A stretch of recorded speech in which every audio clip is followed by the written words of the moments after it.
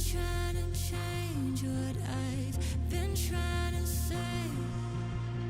Words don't come straight from my head to my mouth. It's such a shame that it fell out of place. Was never me that was bringing you down. Why we always looking for more? Why we always looking for more?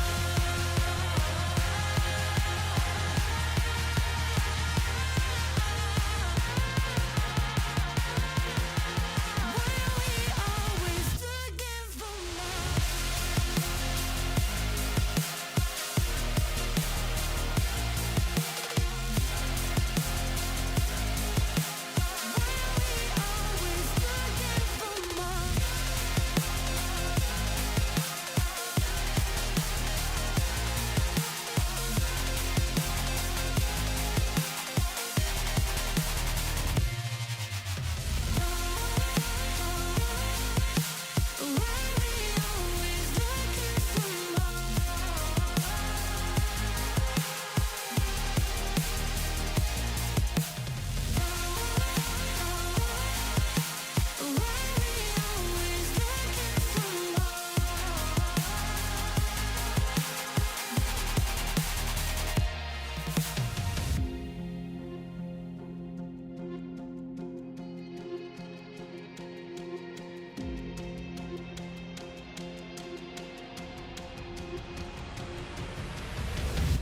I wish that I could change what you wanted. I wish that I could change what you wanted. I wish that I could change what you wanted. I wish that I could change what you wanted. I wish that I could change what you wanted. I wish that I could change what you wanted. I wish that I could change what you wanted. I wish that I could change what you wanted. Why we always looking for more? Why we always looking for more?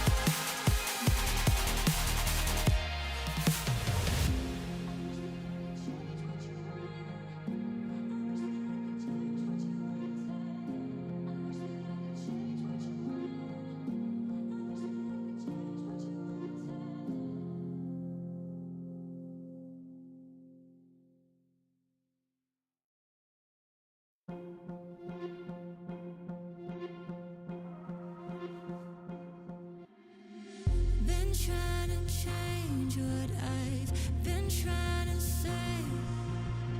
Words don't come straight from my head to my mouth.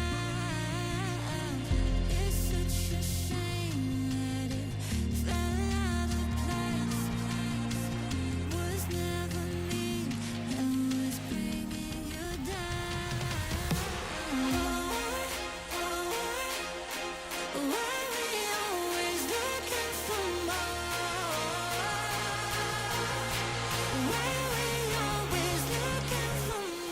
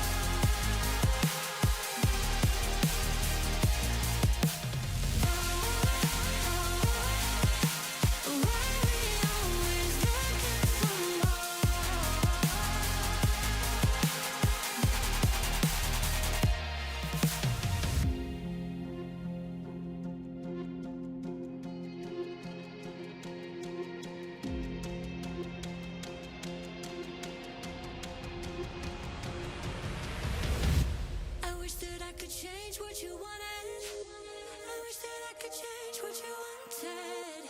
I wish that I could change what you wanted. I wish that I could change what you wanted. I wish that I could change what you wanted.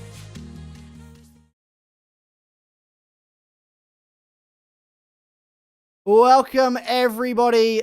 Welcome along. If you're watching us across Australia, New Zealand, right around the world, wherever you are, it is a pleasure to have you here with us live back for round 2 of the AGT ACC Porsche Carrera Cup Challenge. The first round obviously was a delayed broadcast, but we're back live on a Friday night to bring you some incredible Porsche Cup action, and we're none other than Mount Panorama this week. How fitting, with the real-life Bathurst 1000 taking place next week.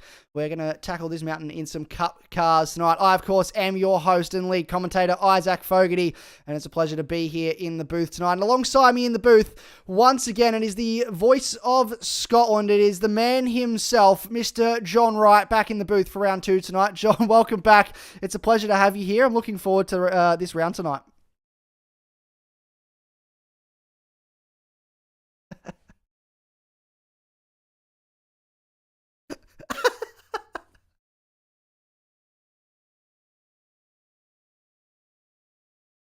That's what he meant.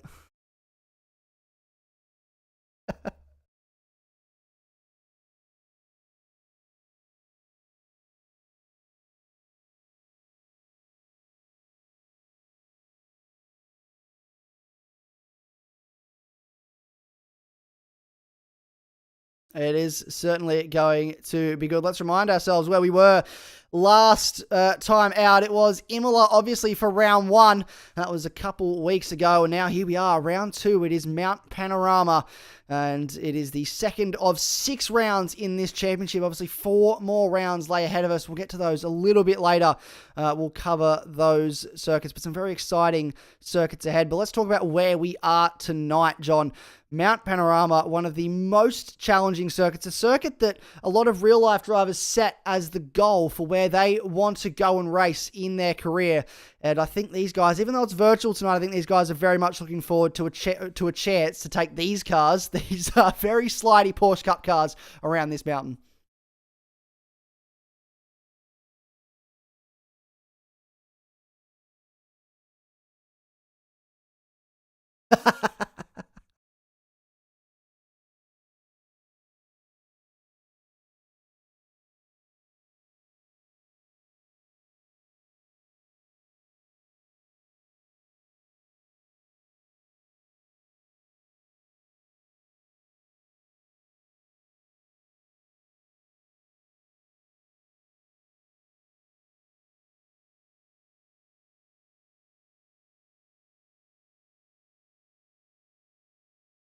That's going to be fun. I don't think anything's going to go wrong there at all. I cannot see anything happening.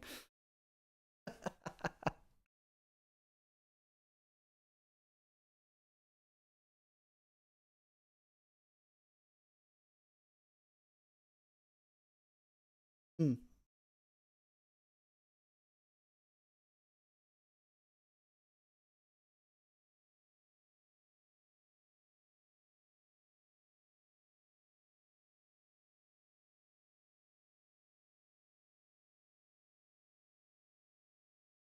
Absolutely. And while we're talking about coming from the back, let's talk about last round, of course. Matthew Giannetti, 2 from 2, won both races last time out at Imola, which means he has a firm grip on the championship lead so far. Do we expect to see more of the same from that man tonight, or will we see someone like Simon Bishop or Matt Simmons, a more experienced operator, take the reins from Matt Giannetti this evening?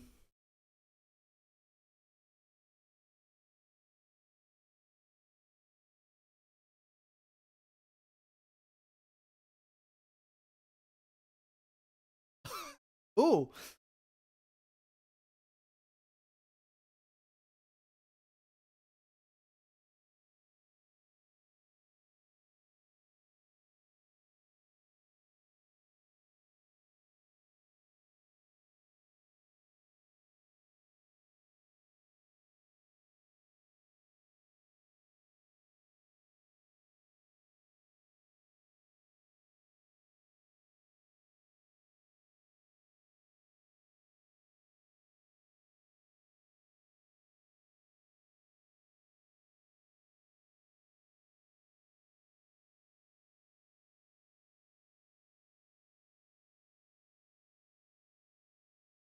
We are being told, I'm so sorry guys, we're being told we have some technical difficulties with John's microphone. Please just stand by briefly while we fix those technical difficulties.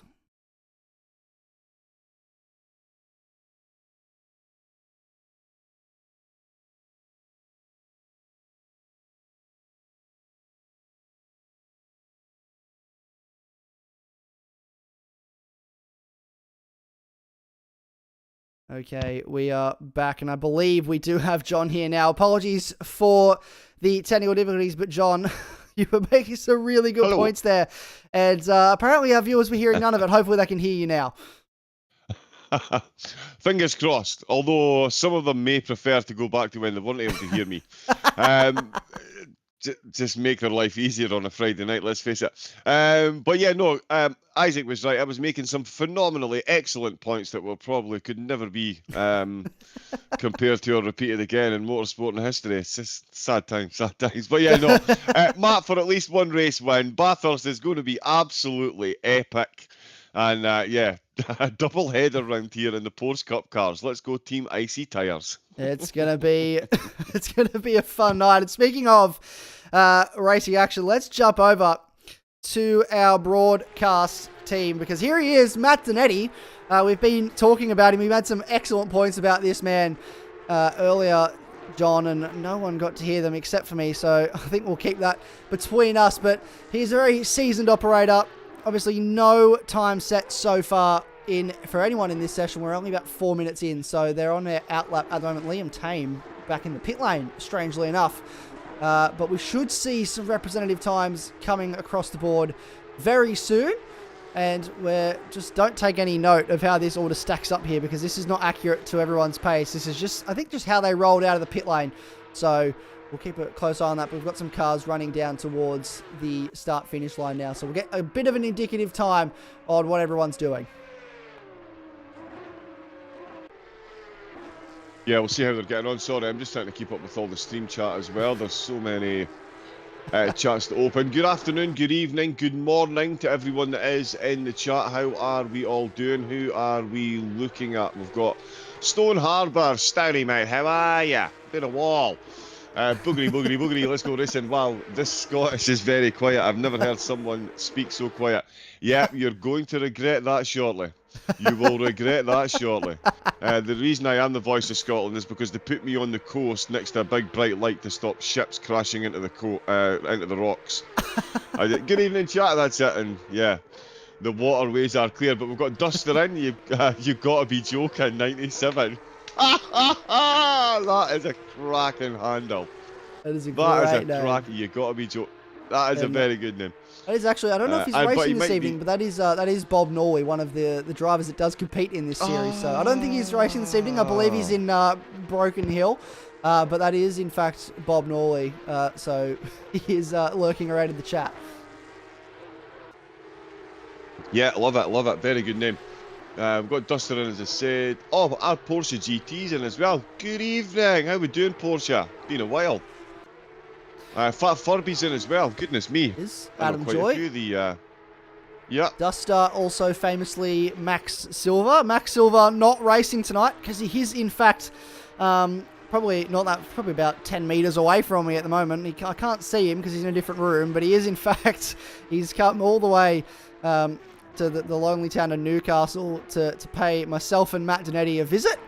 And so he's not racing tonight, but he is watching along at home and probably very interested. Maybe if Matt Donetti's going quickly, we could get you to go and unplug his PlayStation for us, Max, to make sure that someone else can win.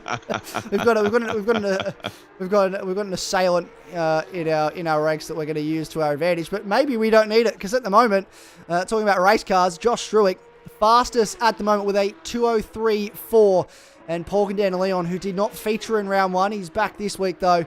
He is just about 2/10 off. Matt Donetti, though, does go quicker and is now 3 100ths away from that pole timer, Josh Struick. Yep, 3300ths again. I mean, how is it even possible? This is one of the things that I love about sim racing, about motor racing. This track is 3.8 miles long. That's 6.2 kilometres for those of you who are slightly more educated than I am, which let's face it, doesn't take much. There's 6.2 kilometres of track around and again, these cars are an absolute taily nightmare. They've got engines at the back. You would not know it to handle these things, as we can see someone coming out of Hell's Corner in the background. Kapow! I believe is the correct word for that one. Double tank slapper to a stage right exit there, but yeah, these cars absolutely wild to handle. I will talk about that a lot during these races. 3.8 miles, 6.2 kilometres, 33 hundredths of a second. That is about half a blink between those two, up and over the mountain and past these walls. It's absolutely wild how well the drivers knows it. Oh, Tame's not got a time in yet, neither's Dawes. No, there's a large, well, not a large number of drivers, but about 5 or 6 drivers there that are yet to set a time. We've got about 2 minutes left in this session. This is one of them, Lachlan Dawes, the man that was second in class, 13th in both races last time out. Got a penalty on the back of some contact in race 1, which dropped him down the order to 19th. Did cost him in the points, but he's still up there. He does set a time now, goes to 19th, 3.5 seconds off of the current pole time. But Liam Tame now sets a time. Where does that put him? 13th and 2.3 seconds off. So he's got a bit of time to find. We'll get one more run. Anyone crossing the line now, John, will get one more run at this. You would think anyone probably through, I'd say up through turn 2 and towards the cutting will get another lap in as well. So we should see a few more times before this session is over. Indeed we will, yeah. Matt Dernetti's gone top by a 10th. Candinolian, I'm going to get that name wrong tonight as well. 3 tenths down. We've got Bishop at 4 tenths down, but a big gap between Bishop and Fleming, half a second.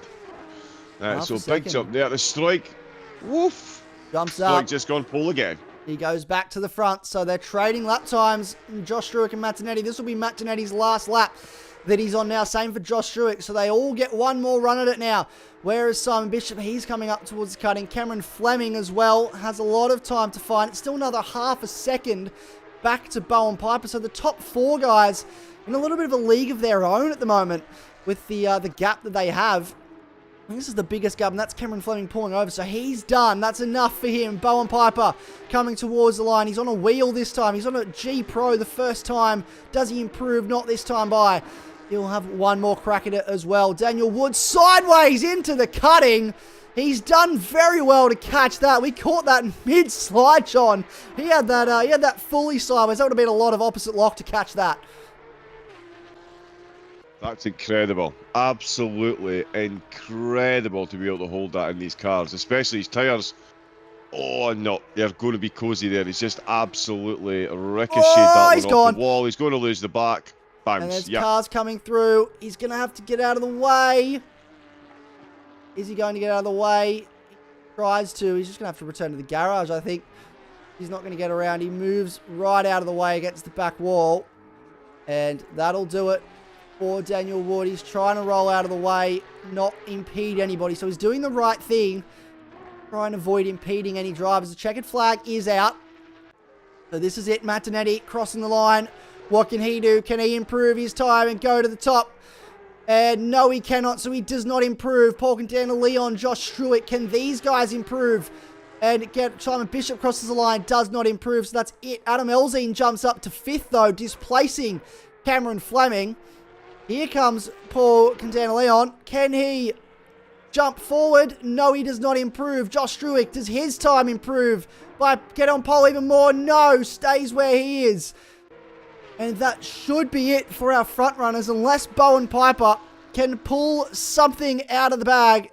He's running towards the chase now. There's a slow car. That's Daniel Wood getting out of the way, rolling back to the pit lane. I don't know why he didn't just jump back to the pits. But nevertheless, Bowen Piper. Oh, he spun the car. That's it for Bowen Piper. He's facing the wrong way. Not what you want to see. And that'll do it. There's still a few cars on laps, though. Who's left to set a time? This man is James Machen. Mickey Toward just jumps up to 8th position there. So he's moved up a few spots. James Machen, though, this is not where we typically see the TTR Westside driver. Can he find a bit of improvement here in the latter stage of this session. Down towards the final corner, Murray's corner. Heavy on the brakes with about 100 metres to go.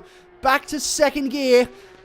Find the power out of the corner. Does he improve? Yes, he does. Jumps to 7th.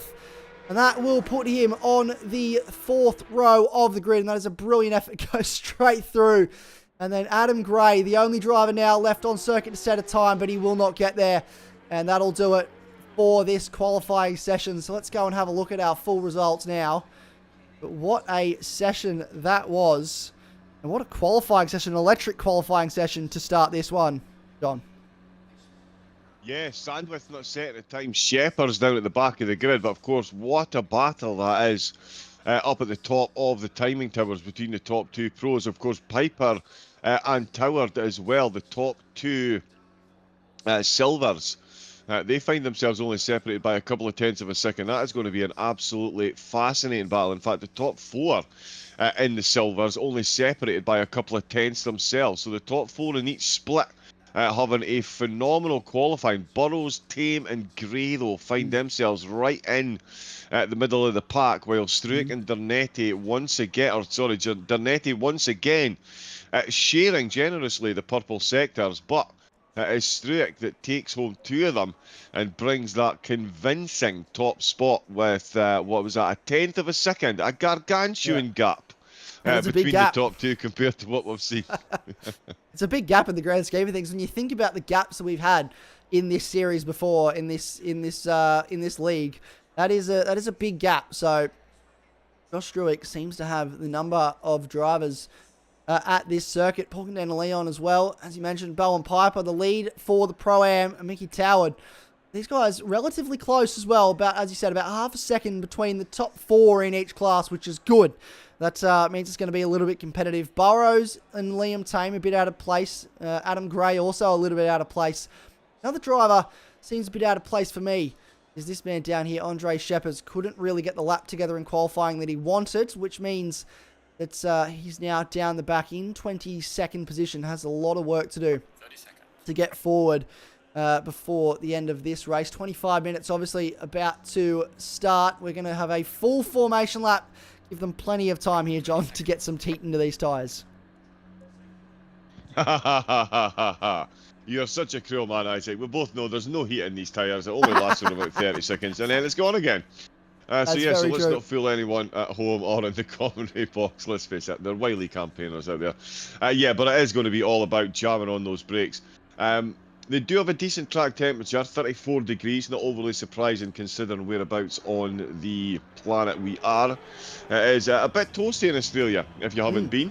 90% of the viewers live there, so you'll know how toasty warm it is. Obviously not the awesome climate we've got here in Scotland. Moving swiftly on before the jokes start. But yeah, it'll be good to see. It'll be good to see. I still maintain, I think this could be the race, Isaac.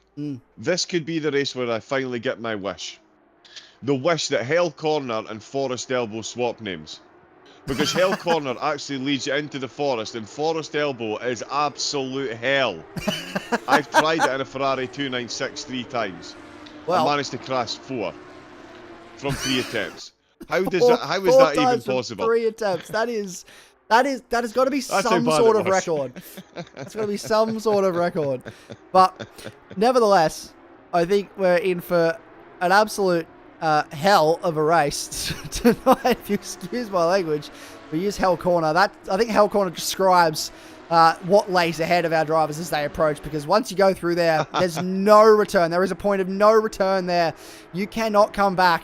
That is the last point for you to just drive straight ahead to the township of Bathurst. After that, you cannot get out of it until you get back down the bottom of the hill at the end of the lap. So we'll see what happens. But talking about this man on our screen now, Josh Struick, sits 3rd in the championship, only 18 points back from the man that shares the front row with him, Matt Donetti.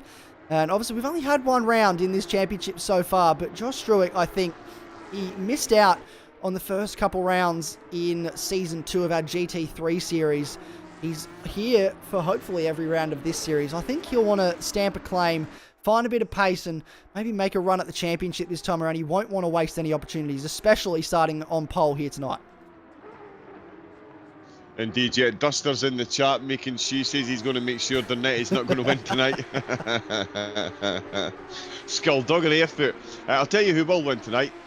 All of us watching. That Absolutely. is for sure. Big shout out, of course, to TrackSpotTV, bringing this all together for the broadcast. George Cook, of course, the one of the masterminds in the back, the main mastermind in the background. I think I get a little bit of credit here and there, but not very much. Yeah, it's all about George Cook and the gang. Of course, if you do need any broadcasting, www.trackspot.tv, get yourself over there. And if you are a commentator as well, if you fancy jumping into the commentary box and getting yourself involved in some commentary and broadcasting, and believe me, with the races that we cover, you do. Jump over to the website as well. You can fill in a form. We will have words in a quiet place, and we'll see if you want to jump on board. We will have one. Isaac can testify. We don't bite unless you ask really nicely. That is accurate. Yes, do not bite unless you ask. In which case they'll consider it. Yeah. But we have also asked in the chat, John, is Matt Donetti winning tonight? Currently, 73% of people think the answer is yes. So that doesn't bode well for Josh Stewart. Keep in mind there is 2 races tonight, so there's 2 opportunities for Matt Donetti to win. But I think the general consensus is Matt Donetti is going to win a race at some point this evening. Yeah, I mean, he's got, what, an 85% winning rate here at AGT? Something like that. It's a ridiculous number. It's a ridiculous number. It's quite frankly a ridiculous number. And it's why he's tested for alien DNA. I've still got my placards. Absolutely. Just in case. So whenever we want to start that pitch, get the pitch box out. I'm all ready to start that one. But I'll leave you to run this one off, Isaac. Well, here's a man that only finished off the podium twice in Season 2. And he now starts on the front row tonight after winning the first 2 races of this championship back at Imola. But it is a different man on pole for this race. It is Josh Stewart. That will lead us away here tonight. The cars all gridded up. 24 cars on the grid. Look at them all. Don't they look just absolutely magnificent as they roll through the final corner now to get towards the start zone. We are not too far away from race start for race number 1 of the evening here. They are holding, and that is a green light. 2 drive-throughs already. 1 for Bowen Piper and Nathan, 1 for Les Sandwich down the back of the field. Look at them spread out on the run towards turn 1. Around the outside goes Matt Donetti, and he sweeps past Josh Stewart to take the lead of this race. They are all through turn 1 cleanly. And it looks like Josh Stewart is coming under fire here. Early on from his compatriots, he does get ahead. It is Adam Elzine, it's Simon Bishop and Paul Condena-Leon going side by side. They're 3 wide on the run into turn 2 for the first time. And I think everyone's gotten through there cleanly. No major incidents so far, which is something we don't say very often for Bathurst. As they start to correct themselves now, the order starts to rectify. It is Matt Donetti leading the way from Josh Stewart over the hill for the first time, up underneath the tree, down towards the grate, and then up towards McPhillips. Oh, heavy in the wall for Matt Donetti. That was massive contact. I'm not sure if that was a lag spike or if that was actual contact, but that was heavy into the wall for our race leader. And there'll be a question mark now over the damage that car has and whether that affects the steering, but that was heavy. I don't necessarily want to be in that car at this point in time, and he won't be thrilled about that. Bowen Piper will not be thrilled as well with the drive-through that he has to serve. Looks down the inside into Forest Elbow, into the newly named Hell Corner, as it has been dubbed. Oh, car in the wall. That's a massive impact for one of the Defy cars. Trying to work out who that is in the background. They're still rolling. I think it was Lachlan Dawes that's made contact with the wall, and it is. You can see there the damage on that car, and he's just struggling in a straight line now. But what an electric start to this race, John. Absolutely unbelievable stuff. Matt Donetti doing Matt Donetti things. I think that section of wall at the top of the mountain threatened to steal his VB long neck. He wanted to put it firmly back in its place because that was an absolute cracking of a contact he made with the wall. His teammate Dawes, just having a bit of a wiggle as well. They did all survive, as you say, everyone making it through Hell's Corner. We've got a couple of cars coming in the pits. They're going to be serving the drive-throughs. 2 cars serving drive-throughs at the end of the opening lap. That might actually be a blessing in disguise, given we've seen drivers like Dernetti already clip the wall on the way around, getting yourself some clear air from a drive-through. But we'll see at least one of these in the top 10, given the way Bathurst runs. But Dernetti, Strike, and Bishop first, second, and third. Fleming up to fifth. Machin now in 8th place, so he's done a bit of duelling just inside the end of the top 10. But Wood with a great start to put a pro between himself and the rest of the silvers. He's up into 7th place with Toward and Thomas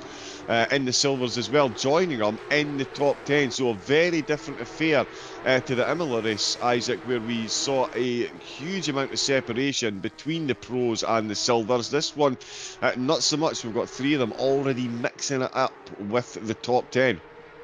Yeah, it's the pros, as you mentioned. You talked about this at Imola as well. That even if they start outside the top 10 with these cars, there's a high likelihood they'll end up well inside the top 10. That is what's happening so far. We've got 3 Pro-Am cars inside the top 10. Liam Tame, however, sitting right on the back of Aaron Thomas, trying to find a way past. It wasn't the qualifying session that he would have wanted. He has struggled at the start of this race. Mr. Sonoda, as he's been dubbed. We call him Yuki. It's the nickname he was given by Trevor Byers way back at the start of Season 2, and he's sort of stuck to him. And he likes to claim, he says, "I'm not short." And well, I say, well, that's exactly what a short person would say. So just remind him that maybe he is a little bit vertically challenged. But no, this man, he does a lot of racing, a lot of league organising. He works very hard. And he'll just want a nice, enjoyable night of racing this evening, I think. And he's got to find his way past Aaron Thomas if he wants to get a top 10 go for his efforts. He did perform well at round 1. Came away 5th in the championship. Hopefully he can continue that streak this evening and continue pushing on. James Machin as well, not too far away from the back of Daniel Wood. So trying to find his way past here at the start of this one. Yeah, indeed. Yeah, movers and shakers right through the field. Machin, having a look up he's going to be on the outside line of Toward. Is he getting enough of a toe, though? He's not. He's going to sweep back to the inside. Not going to be quick enough to get that overtake done. So Machin currently running 7th in the pros, 8th overall. Tame and Gray, of course, inside the top 10 for the pros, but Pride will be on the table as well, and they'll be looking to get themselves into the overall top 10. Matt Dernetti looking to get himself into the history books. This is going to be another race on the podium. He's already 8 tenths ahead of a driver. He was a 10th and a half behind in qualifying. We're only 2 laps in. Well, Bishop, he's got an equilibrious 8 tenths gap to Strike as well. So the podium, oh, that wall at the top, they're they really do like coming out with the cutting, and yeah, they really do like a little bounce on the wall there. Absolutely. Down at the skyline, getting a bit wild. Sorry. That's okay. They are a big fan of getting as close to these walls as they can, and at times actually just putting it in the wall. I heard that makes the car faster, and for Matt Dernetti, it certainly hasn't slowed him down yet, as he's being chased down by Josh Stewart, who has the fastest lap of the race, but it's still sitting at about 9 tenths at the moment. So that gap has not really closed up at this stage between the front 3, front 4 even. Roughly about a second away from each other. Cameron Fleming, though, 5 seconds back, so just not the pace that he wants at this stage of the race. And Daniel Wood sitting in 6th, so he is pushing forward through the field today. We have lost someone, I think, right down. Adam Elzine. Adam Elzine has dropped down. He must have had an incident somewhere because he's lost a bunch of positions down the hill. And look at the damage on the front of that car. He's definitely had an impact somewhere. Yeah, that is a bit, oh my giddy aunt. That is not aerodynamically sound, is it? There's a fair bit of scraping on the front. So yeah, that was the car that we saw bounce off the wall. Oh no, sorry, that was in qualifying. Yeah, we saw a side contact in the race, but not the front contact. The front contact was at the end of qualifying. But yeah, he's definitely dragging his heels now. That's 20th place overall for the pro driver, so well down the order. We've got Thomas, Toward, Machin and Wood still having themselves a cracking little battle into Quarry Bend. Wow. Look at his queue of cars. It starts in 6th. Oh, he's loose into the cutting. He's sideways. He's done well to catch that. He did that in qualifying, if you remember, in the exact same spot, pretty much a mirror image of what he did, or not a mirror image, it's a carbon copy. Oh, that's into the wall for James Machen. Has he caught it? He's not. Oh, it's massive contact. Multiple cars on the wall. That is huge. He stranded himself there. Hopefully everybody else can get through okay. There's someone that has gone heavy into the wall. Not sure who that is. We will have to find out. But that was a massive moment for someone, as well as the 193 car, who's still stopped at the top of the hill there. That was absolutely huge between the 193 and another driver. That car is now back in the pit lane, trying to see who that is. It is the 47 car of Nathan Hutton is back in the lane. Is that the only person that has got... No, it is Adam Gray. So it is the TTR teammates, the Southside car, made heavy contact with the Westside car. And that is a huge moment, because that is two key contenders that were right up the order wiped out. That is Bathurst. Very much doing Bathurst things. Quick return to the garage for Nicholson, but that's really thrown the cat amongst the pigeons. It's taken out a couple of the pros from the top 10 there. Sorry, I was looking at the chat as well, but yeah, that is huge, says Duster. And it is indeed. And also, while that's been going on, Bishop is losing time to Struick, who is gaining time on Dernetti. There's only 4/10 between them now. There was 1.8 seconds between them, or 8/10, sorry. It's now down. I know, yeah, it was 8/10. It's now down to 4/10 of a second. Toward in second, behind Wood, and Thomas in third in the Pro-Am. So they're having a good start to the race. Tame now running after all that to and fro. And he didn't have the best qualifying, it's safe to say. But he now finds himself running in 6th place in the Pros. Which is not too bad. He does have a couple of Pro-Ams ahead of him, so he'll be looking to sneak up the order if he can. But 10 minutes in, the mountain has decreed that some drivers shall not pass the end of the race. Unfortunately for them, we'll see what they can do in race number 2. But Struick up at the front, he's really starting to put the pressure on Dernetti as we're reaching the halfway mark, Isaac. He's starting to put the hammer down. He's determined to catch up to him. And it is one of those things, though, at this circuit. You're following as close as that massive train of cars was. As soon as someone goes in the wall, it starts a chain reaction. And I think there was a lot of drivers that did very well to get through that incident relatively unscathed. And there's not a lot that Machen could have done there after he went into the wall. So I think he did a good job to try and keep it out of the wall as best he could and avoid as much contact as possible. But it's just sort of slightly inevitable from that standpoint when the cars are so close and within a second. And here we go. This is Josh Struick right on the back now of our race leader, Martinetti. Oh, a little bit loose on the exit, but he's caught it. That'll cost him a little bit of time. 4/10 between them as they cross the start-finish line. And that's not a lot of time when you look at it in the grand scheme of things. Look at how close they are. And that is a lapped car better than the car in 20th place, James Hammond, back out on the circuit. And rolling around. We've got 2 yellow flags in the pit lane for a couple of cars. That should be Machen and possibly, I would suggest, the 57 car as well, sitting in the pit lane.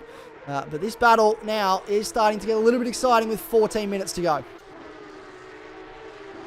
Indeed it is, yeah. The top 2 looking to separate themselves firmly from the rest of the field. Bishop now over a second behind. He's done good work getting himself past Candelonian, and he is absolutely not looking back. He's 1.6 seconds ahead there. Wood, Toward and Thomas are pretty close. There's only 0.8 of a second separating the Pro-Am podium at the minute with Lewis Tame right on the back of that little group as well. Oh, and there we go. Ooh. It's Stroik's turn. On the wall. Yep. Just to take a bit of paint off the side of the car there, doing a bit of weight reduction. Last minute weight reduction on the car. Leave a wing mirror here, leave a spoiler there. Drop as much weight out of these cars as you can. There's plenty of them, plenty of weight in the bag. Again, not that you would know from the way the back end steps out down and whoa! That's Bishop. Is it Bishop? No, it wasn't Bishop. Was it? Was it the? I did miss that. I was looking at the chat, but there was someone that went in the wall. He's got front end damage. Yeah. So still rolling though, which is good. But that's going to invite Paul Candela into the mix. Now look at how much he's closed up. Now pretty much halved that gap as a result. He is nice and close to the front. Josh Struick has lost time to Martinetti. And that is the unfortunate nature of these cars around here. They're so slidey, and that run down the hill, you have to have it on a knife edge. Yeah, you absolutely do. The weight transfer as you come downhill and try and tuck the car into the left-hand side, it is absolutely horrendous. As I say, even in some of the GT3 cars, like the Ferrari 296, struggles massively with that corner. It's considered one of the best all-round GT3 cars that there is. There's Elzine coming out of the pits after getting some damage repaired. Oh no, sorry, that's not Elzine coming out. Elzine's still in the pits. He is. We've had someone else coming out with the pits. That is, I'm trying to see, I believe that's the 193 car potentially. It is the 193 car that's just come out of the pit lane. So he's rolled out and back onto the circuit. There's still 4 cars in the pits. And a couple of cars that are showing yellows, which is one of those is James Hammond. And Max Honeybun as well is in the pits. Daniel Wood also in the pit lane. So Les Sandwith is actually the last car on circuit that is still rolling, besides James Machin, who is dead last. So he's got a little bit of work to do to catch back up, and then he'll jump right up inside the top 20 because these guys are just sitting in the pit lane at this stage now. Mike Tower into the pit lane as well. So a few cars sustaining damage here tonight. It is a bit of a wreck fest. That is the podium. Look who's winning the Pro Am class. Toward. He's in the pit lane off the podium. And that means that Lachlan Dawes, man, he was in the wall. Oh, in the background, Andre Sheppers is in the wall as well. They're all going into the wall. They're firing into the wall on the run towards McPhillamy. But Lachlan Dawes now leads the way in class in the 888 Defy Motorsports car. And heavy into the wall. Aaron Thomas, I was just about to give him props for being second in class, and he stuck it heavy into the wall on the exit of, I believe that's the dipper. Oh, massive slide on the run in towards Forest Elbow. And he continues on, but that is going to be heavy damage on the side of that car. Probably bent steering as well, I would imagine. Oh, yeah. Yeah, absolutely. The Conrod straight is not going to seem very straight when you're trying to manhandle a car in that condition. I think we're going to see that's going to be another driver coming into the pits. We're going to see more drivers in the pits during a 25-minute race than we will with one with the mandated pits. As he sails up the inside, you can see just how much time Thomas is losing with that damage. The front bonnet very much separated from the front bumper. Oh, and he's staying out. He's staying out. He decided to bite the bullet and staying out, yeah. He has, and so he's going to continue on. That's a brave one. Brave call indeed. This battle is shaping up for 13th place on the road at the moment. Bowen Piper, he's got the lights going. As I mentioned earlier, he's on a brand new G Pro this week. He's used to do this on a controller, and he was quick on a controller. Now he's doing it on a wheel. He's potentially probably even a little bit faster, and he's got Nathan Howe in front of him, trying to flash the lights, throwing off a little bit. He wants to find a way by up into 13th place, try and set after potentially a Pro-Am podium in this race.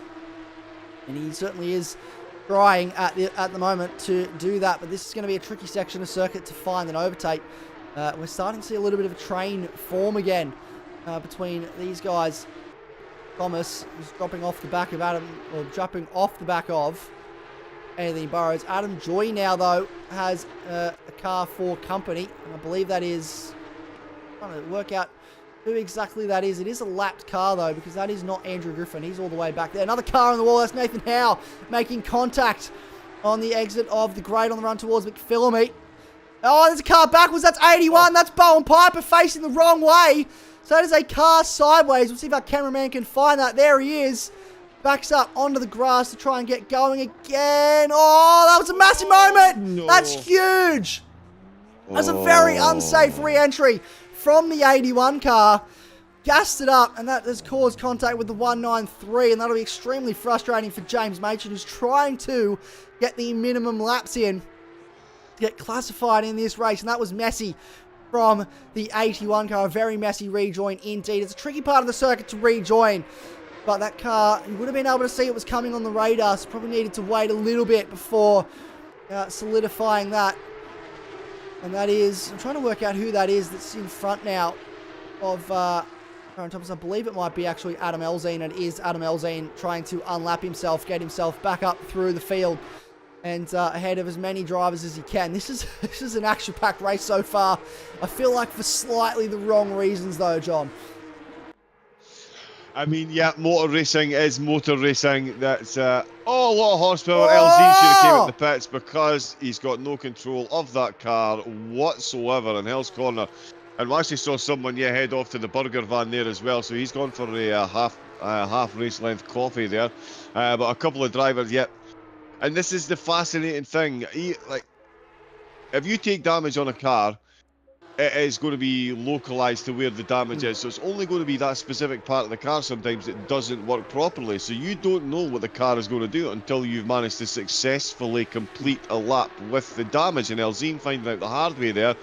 His front left has absolutely no grip, even compared to normal standards, and that has cost him dearly. Strike, though, up at the front, still within 0.3 of a second, and I think he is just biding his time with 7 minutes left to go, Isaac. This could be a banger finish, and we're going to see Simon Bishop benefit from Dernetti and Strike battling up at the front. He's 1.8 seconds behind, but look how close these two are, with what, effectively 3 laps to go. Yeah, not long to go in this race at all. We'll get about, 3 more racing laps in. Maybe 4 if we're lucky before this race is over. And here he is. Josh Struick chasing after the man that started on pole. He wants to get back into that top spot. He lost it around the outside on lap 1, at turn 1. He hasn't been able to get it back since. Matthew Donetti, who have a rear view mirror full of CP Motorsports Porsche. This is the team that he was racing for in the GT3 series. Here we go to the outside for Josh Struick. He's going to go the long way. You've got to hold your breath as they go through here, side by side, runs out wide, and he will not be able to hold on. That's going to be Matt Donetti stays ahead for now, and I say hold your breath, that's in reference to a very famous line all the way back in 2014 when Jamie Whincup tried to go around the outside of, I believe it was Chaz Mossert at that corner there, and they said hold your breath because you absolutely have to if you're on the outside there, because you never know if you're just going to get caught in the marbles and be escorted wide into the wall. He did well to keep it off the wall. A little bit of a touch there for Simon Bishop. That curb is throwing cars into the wall at the moment, and now a little bit of breathing room for Matt Donetti on the run down the hill. Now he's very strong through this section. I was watching him earlier today, over his shoulder even. He just manages to find a way to flow the car through this part of the circuit. He's just able to carry so much more speed than the other drivers around him. That's why he's so quick in the middle sector. Now, the run down the hill. This is where Josh Struick is stronger. A good run through here for Josh Struick will set him up for the run up the hill, and hopefully a better run than what he had up the hill last time to try and make a move on the championship leader, the race leader at the moment. We've got 4.5 minutes to go, maybe 2 or 3 more laps, depending on how quickly they get these laps done. Do not count out this man, Simon Bishop. He is lurking in the background. He is absolutely lurking in the background, an absolute predator there waiting to strike. He knows he's got a bit of a gap back to 4th place, so he is fully focused on what is going on ahead, and it is certainly going on ahead. Strike looking very quick into Quarry Bend, but couldn't make a stick around the outside. It would have... that one stopped me in my tracks, and it very nearly stopped Dernetti in his winning tracks as well. We got 16 votes, 75% said that Matt Dernetti would win a race tonight. We're 4 minutes away from that prediction coming through already, but only 4/10 away is the driver that took pole position and is the holder of the fastest lap of the race so far. He's done it all from 2nd place. Yes. And as you said, Isaac, he's got 2 laps left to go. He's already signalled his intent.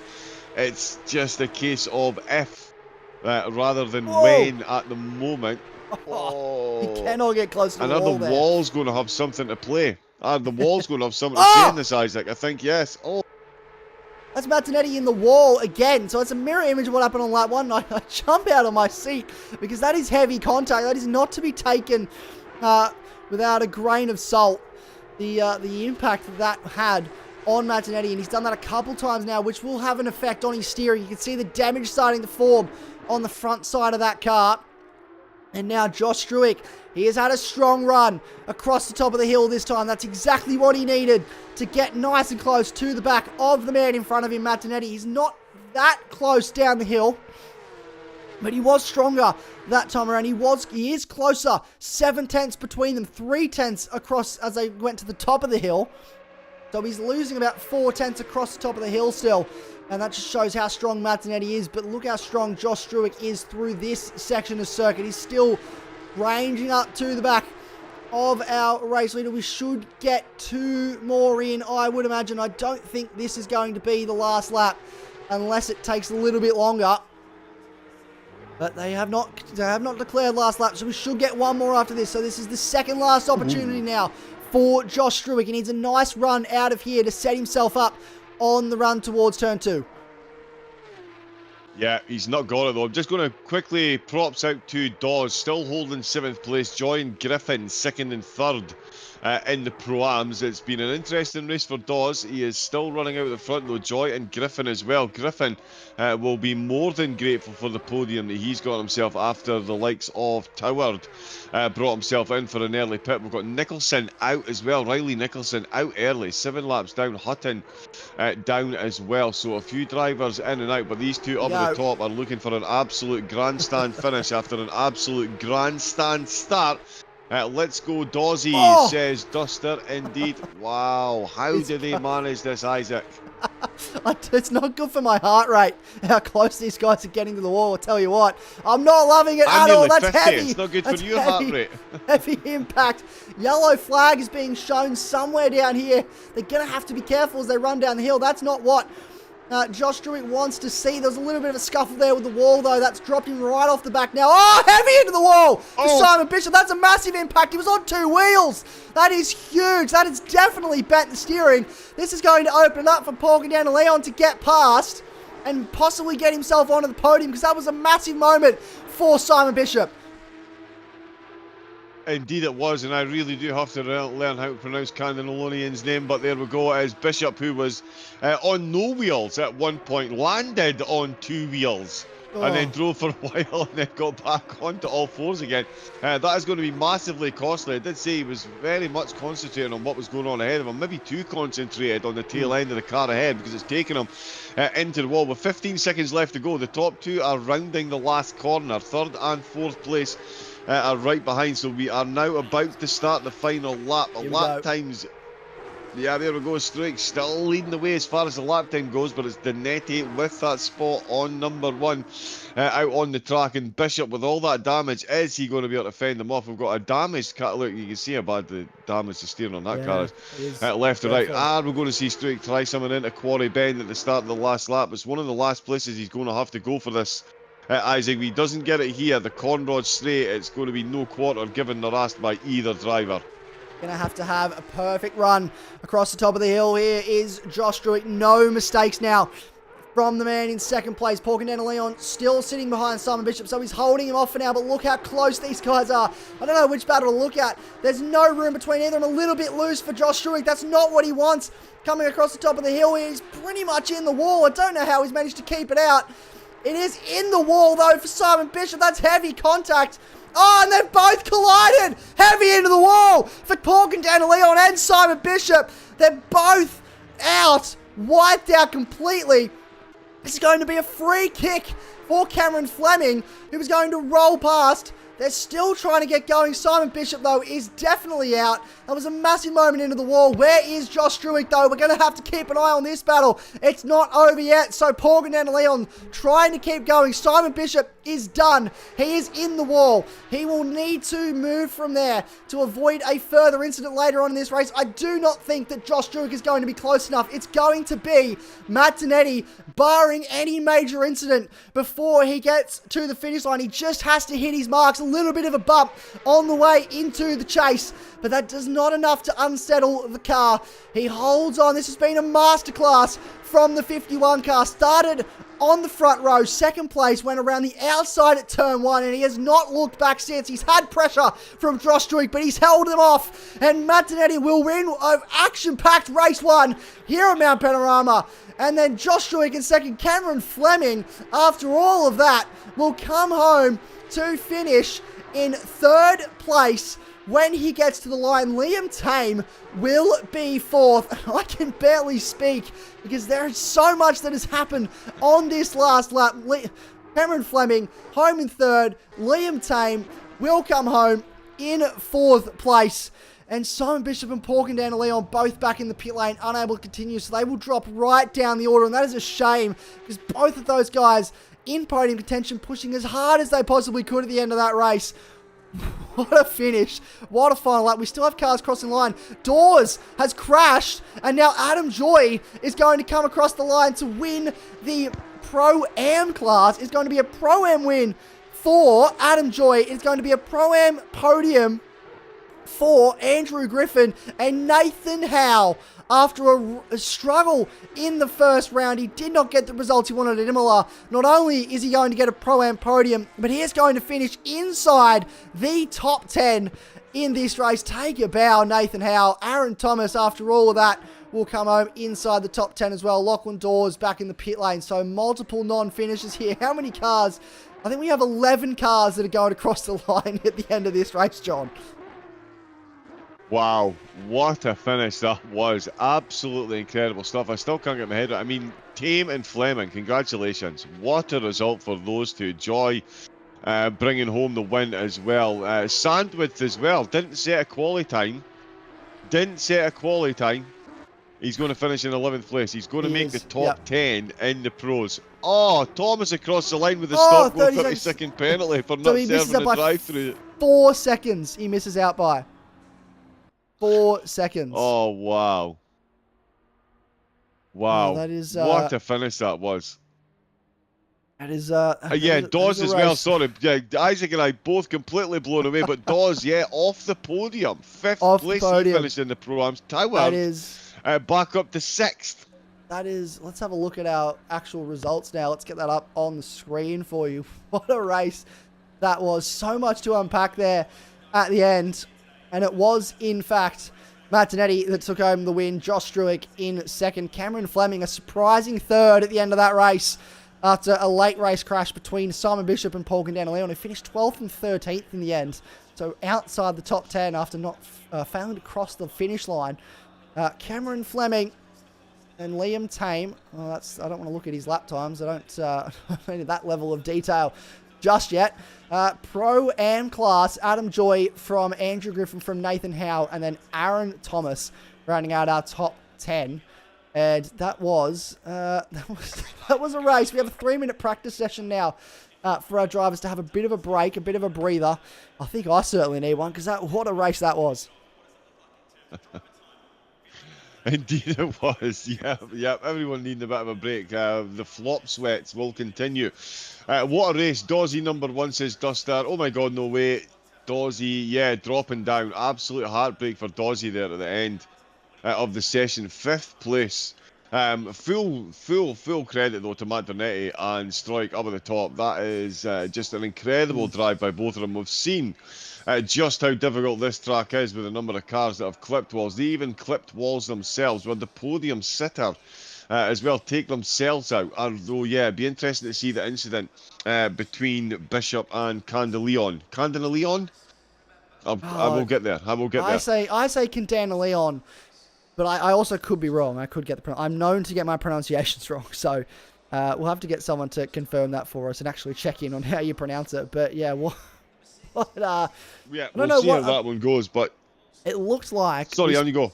I was just going to say, we spoke about earlier that incident with James Machin when he goes into the wall under the tree there, and then it's just how close the cars are behind. It's a bit of a concertina effect. I believe that was the same case. Simon Bishop went in the wall all on his own with pressure from Paul Leon, and Paul Leon just had nowhere to go.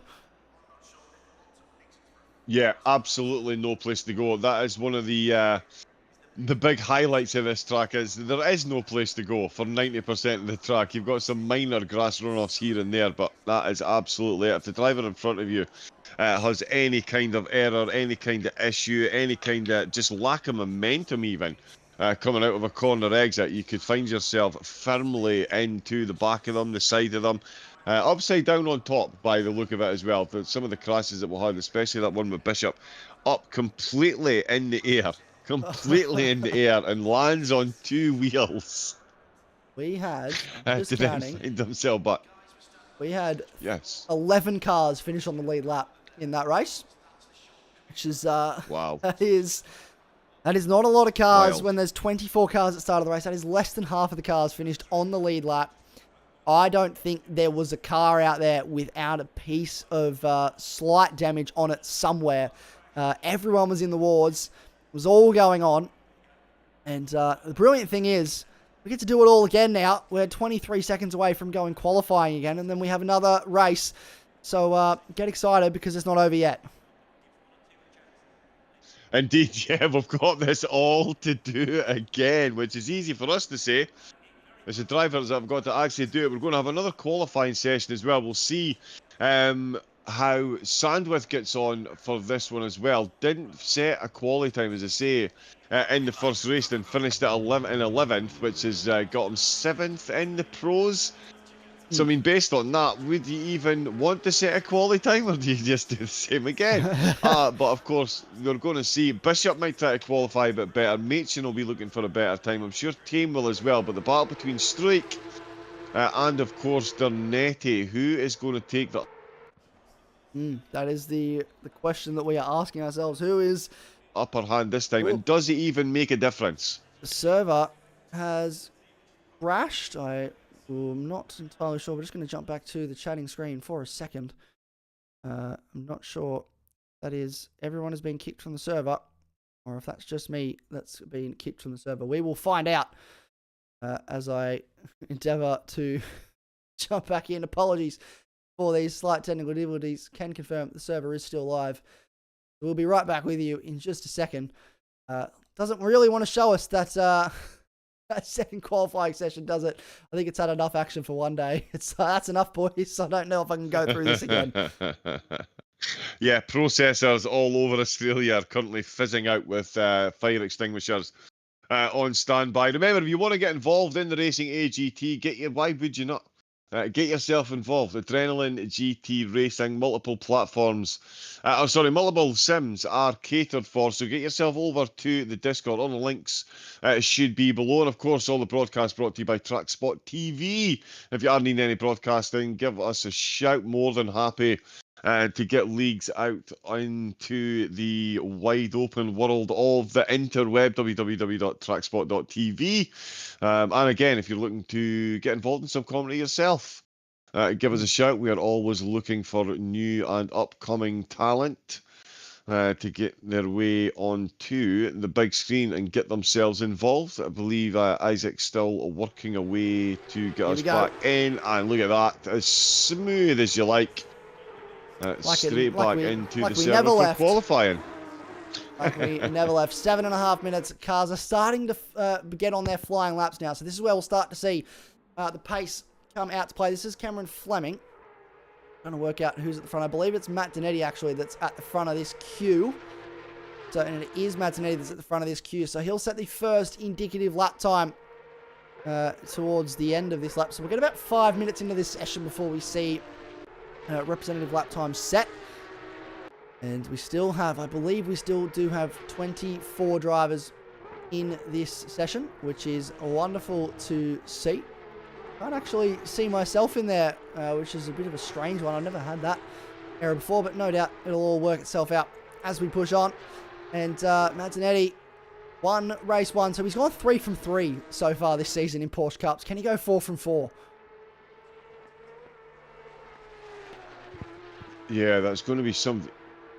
If he can't. Ooh, that looked a bit close to the wall. Really, yeah, it absolutely terrifies me. But yeah, can he go 4 from 4? A complete clean sweep.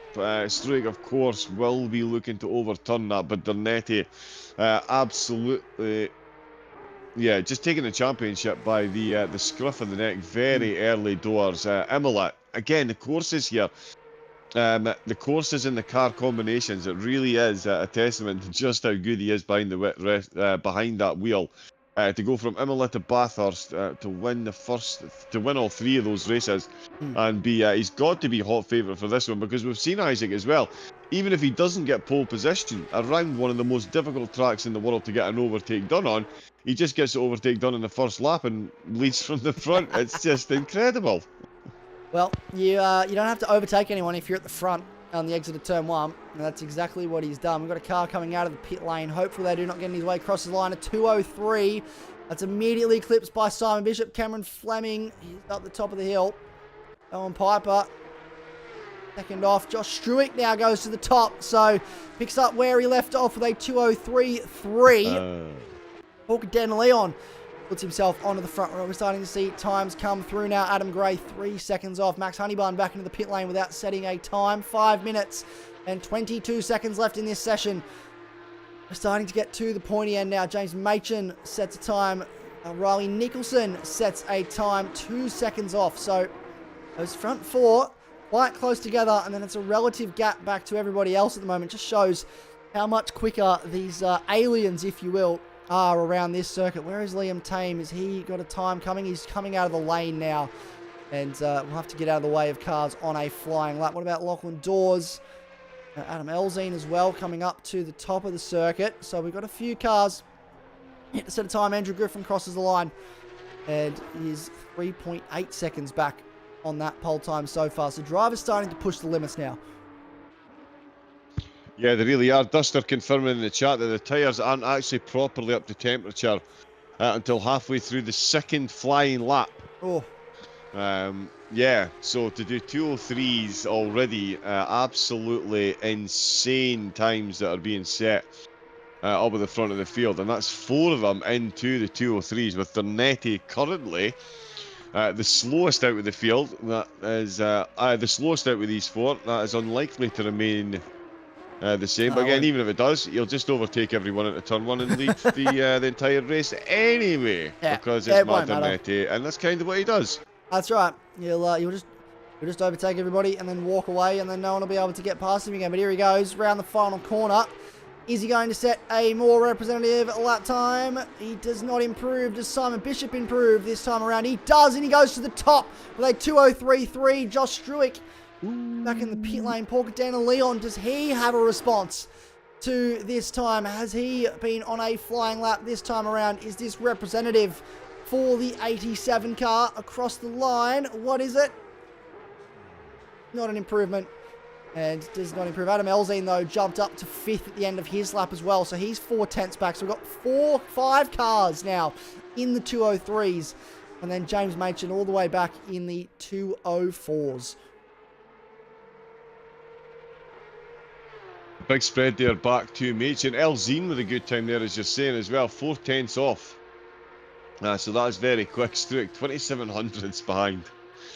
Absolutely outrageous. Toward, Hammond and Nicholson all having good showings in qualifying. Piper and Wood slightly off where they were in race number 1. Honeybun and Joy as well. Joy down at 21st without a time set, so we'll see what they can do. Fleming and Tame fresh from race number 1. They'll be hoping to have a good race 2 as well, as they try and... That into the wall. Someone into the Nicholson. wall. It wasn't Nicholson. Nicholson's still rolling. rolling. Nicholson's still running. Sorry, May have been Dawes, and it wasn't Dawes. He does set a time though. He goes to 15th. I believe it might have been Honeybun maybe put that car in the wall. It definitely was a Defy car. Which Defy car it was, I'm not entirely sure. But Matt Zanetti got a bit of traffic this time around. Nathan Howe sitting in front of him.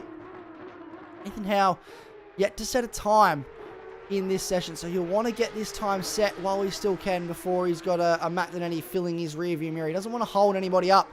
He also wants to try and have a representative lap time on his own with only 1 minute and 50 seconds to go. What is this going to be? For the 37 car, jumps up to 18th. Will push on. Matt Zanetti goes to 3rd, so he's now, look at the gap between those top 3. That is a ridiculous gap. And Josh Struick now onto his flying lap. So this is the last flying lap for everybody. This is the last bite at the cherry. And it's a car facing the wrong way. Is that Matt Zanetti? I think it is Martinetti. And he is done. So that is Martinetti's session over with now. He will not get another lap in. The third is the best he can do. Who will be on the front row, though? Who will get pole position? Will it be this man, Josh Strubick? He's pushing this car hard. Yeah, he really is. He's looking for a repeat performance from quali number 1 where he took the top spot. It's a different driver he's chasing for the top spot now. As Dernetti half a tenth off pole and finds himself in third place. That's incredible. Oh, Hammond! Oh! Big lap from Hammond. Great time from the 59 car. That gets him to the lead, the head Pro-Am car. And up inside the top 10 with 40 seconds to go in this session. Where is Simon Bishop? He's across the top at the moment. Where is Josh Struitt? What is this lap looking like for the 33 CP Motorsports car? Is this a better lap?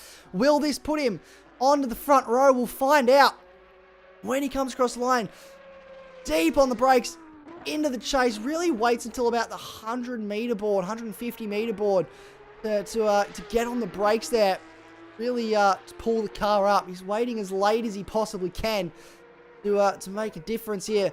Deep on the brakes, into the final corner. Throws the car in a little bit squirrely at the apex. Is it an improvement? No, it is not. He stays second, just misses out on going again. Simon Bishop, though, this is just a sort of a victory lap of sorts for him. If he can improve here and increase the gap that he has over the front of the field. Is this going to be a faster time for our provisional pole sitter? Into the final corner now, braking just after the 100-meter board. Heavy on the brakes, nice and smooth through that final corner. Crosses the line, does improve ever so slightly. 0.06 of a second improvement exactly for Simon Bishop. And pushes Martinetti out to just over a 10th behind. Adam Joy, though, 17th on the line, cannot improve. Who's coming down towards the final corner? We're trying to get a read on who's about to come and set their final time. I believe it's the 57 car about to cross the line. Does he improve? No, he does not. Does James Machen improve his time? Jumps up to 6th place. And that'll be it for him. 22 car. Does the 22 car improve? Andre Sheppers crosses the line. Does he jump up the order? Yes, he does. Into 7th place. What a lap that is from the Defy car. Liam Tame follows suit and jumps up into 8th. This is displacing Cameron Fleming even more, but he's still on a lap. So he's got another opportunity to improve here. Anthony Burrows jumps up a spot as well into 8th place. So getting displaced here, putting Cameron Fleming on the edge of the top 10. That will not be an improvement for James Hammond. He'll stay in 11th place. But here we go. Cameron Fleming, can he get himself further back up the order? The run now down towards the final corner. We've still got a few cars left to cross the line. Lachlan Dawes, what can he do as he crosses the line? Does he improve? He does to 15th. Cameron Fleming, does he improve across the line? He does to 6th. So jumps back up. And that'll put him in 6th place on the 3rd row of the grid. Wow, what a quality session that was. Elzine with a purple sector 3. Oh, that's look at the purple sectors shared around. No one person has the fastest, or more than one fastest purple sector. Yeah, incredible stuff. Bishop at the top, Stroik in 2nd. Dernetti starting this one in 3rd. Where is he going to be at with turn number 1? That's the question. How's he going to get past? How's he going to get around the outside at turn 1 this time? We'll have to wait and see. I'm very excited to see that unfold. Let's say, though, any standouts for you from that qualifying session? I think Bowen Piper stands out to me in the Pro-Am cars, sitting in 8th place. But any other major standouts for you in this session? Well, I was going to say Piper. Yeah, absolutely. I mean, standing out for the wrong reason. Tower down in 14th place. He'll be looking for a big recovery after potential podium aspirations in race number 1 were scuppered by some contacts with the wall. So it's going to be an interesting one there. Dawes down in 16th. But certainly, and obviously Dernetti down in 3rd place. Not often we see that, but Machin with a better qualifying. Sandwith as well didn't set a quali time again, or set a very slow one. Did this time. So will be. Fair way off though. Oh yeah, so yeah, set a very slow one. Will be starting from the back again after getting a top 10. Can't see him overly surprised. Nicholson, after some early good pace, finds himself almost out of the top 10 in the Pro-Am, so got a big race ahead of him, but he's starting beside Dawes and Hutton. So that is going to be quite the game of strategy and chess between the three of them, sorry, making their way over the mountain. Someone has disconnected, we're thinking. Maybe? I don't think... Still got 24 cars. We're still 24, yeah. Find out, have we got 24 cars on the grid? We do not. Who are we missing? We are missing Martinetti. Martinetti is disconnected. Oh! 10 seconds. And no doubt I'll get the blame for that because I'm using his internet. But Martinetti has disconnected from the server. So we've lost a car, and it is in fact the championship leader. Martinetti is missing, so he will not take part in this formation lap. And that is an absolute shame for Martinetti. Surprised he's not in here. I'm surprised he's not in here beating me currently.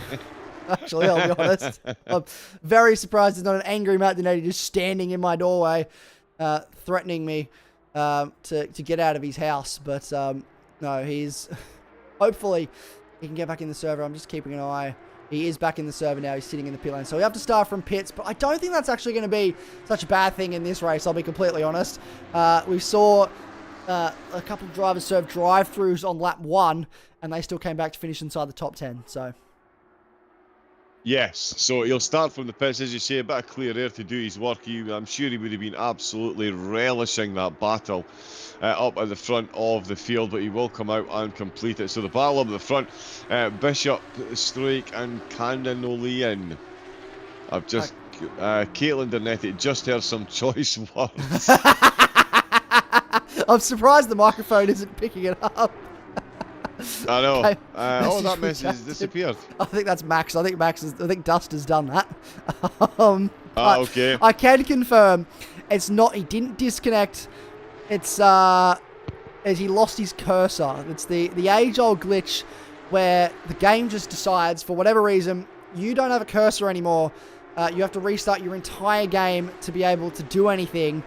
Which meant that he had to start from the back of the grid. So that's probably even more annoying, I would say, than a disconnect. Because at least a disconnect, you can blame it on the internet. You know, you can't do much about it. The cursor, that's just so frustrating because it's one of those things that is an in-game bug that Kunos are yet to patch. And it's just brought his entire race undone. Yeah, he's going to be eternally grateful he's managed to bring home 3 wins so far, so it won't have a massive impact on his championship charge or standings. So yeah, I mean, it just makes it a little bit extra spicy for the rest of the field. Well, Matt now going to score so little points in this race, potentially. Potentially. It's Bathurst, he could still win. You never know. Yep, he could still win. Where was I going with that point? Yeah. Championship's going to be interesting anyway for the next 4 rounds now that Matt is down and unlikely to feature on the podium here, so it does give the rest of the field a good chance to start closing that gap. And I'm sure Strike, after race 1, he'll be looking to do it. He'll be looking to pull a Matt Dernetti. He will. Quite frankly, round it outside of turn number 1 and take it to the checkered flag from there. I would say it's got to be Strike's strategy at this point, Isaac. I hope he's taking notes because he gets the opportunity now to do exactly what Martinetti did. But you have to get up very early in the morning to pull one over on this man, Simon Bishop. There's been many a time where Martinetti shared the front row with him and just hasn't been able to get past him pretty much for the entire race. So this is going to be a challenge for Josh Struick now with Simon Bishop on the front row.